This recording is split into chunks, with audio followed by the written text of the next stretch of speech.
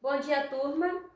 Vamos agora fazer uma revisão a respeito de heredogramas, que são representações da transmissão de características genéticas em uma família. Só para relembrar, quadrado é o círculo que representa homem e o círculo representa mulher. Quando a gente une os dois por um traço contínuo, representa o casamento. Quando eles estão preenchidos por cor, significa que são pessoas que têm uma doença genética. O traço no meio do casamento representa que aconteceu um divórcio e linha pontilhada entre o casal significa que é um relacionamento extraconjugal. Observe esse primeiro exemplo de azul aqui. Aqui nós vemos um casal que não tinha doença genética, se casou e tiveram 4 filhos, sendo que um desses filhos tem uma doença genética. Desse outro lado temos o casal em que a mulher tem a doença genética, mas os 3 filhos do casal não têm a doença.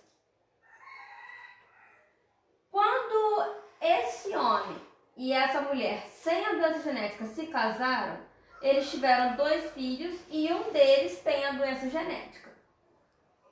Esse casal em que ambos têm a doença, ao se casar, geraram 2 filhos doentes. Aconteceu um divórcio, a mulher casou de novo com um homem saudável e eles tiveram uma filha que é saudável. E essa mulher aqui casou com um homem saudável, tiveram 2 filhos, sendo um deles doente. O que a gente pode observar nessas situações?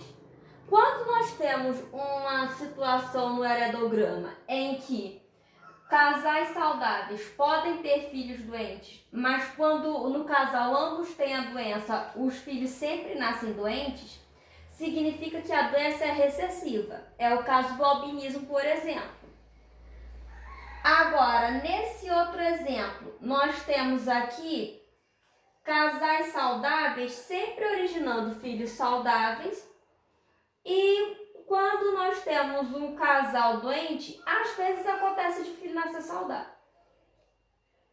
Todas as pessoas doentes têm pelo menos um dos pais apresentando a doença. Sempre que ambos os pais são saudáveis, os filhos nascem saudáveis. Essas situações são situações típicas de doença dominante, como é o caso de dedos extras. Quando a formação de dedos extras, que é o que a gente chama de polidactilia, é genética, é uma doença genética dominante. E aí quem é doente tem que ter pelo menos um dos pais doente. Esse é um exemplo de uma das utilidades de um heredograma. Essa revisão é só para vocês relembrarem como são os heredogramas e como interpretá-los. Nós devemos ver mais sobre esse assunto em outras aulas quando nós estivermos vendo outros tipos de doença genética. E aí eu vou precisar que vocês se lembrem o significado dos símbolos. Qualquer dúvida durante a nossa aula vocês podem me perguntar. Bons estudos!